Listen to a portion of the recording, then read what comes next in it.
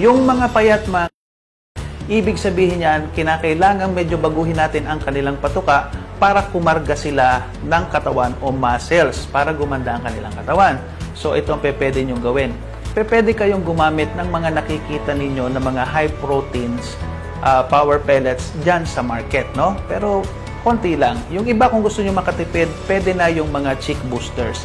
Anything with a high protein content, pwede nyong ihalo sa inyong patuka. Konti lang, mga 20% lang mga para gumanda ang kanilang katawan. So, pwede nyo na yung tanggalin unti-unti pagka maganda na ang katawan ng inyong mga manok.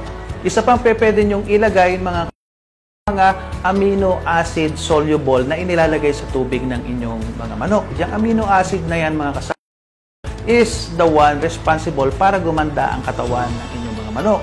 Sa ibang mga veterinaryo, they do not even talk about crude protein percentage but the amino acid content. So mahalaga yung amino acid na yan kung gusto ninyong gumanda ang kanilang pangangatawan.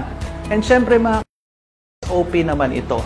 Kung medyo mahinang kumain ang inyong mga pwede nyo silang inyong B-complex injectable para lumakas silang kumain. So, every other week, 0.3 of any good B-complex injectable, maaari nyong ibigay yan sa inyong mga manok para lumakas silang kumain at tumaas ang kanilang metabolismo.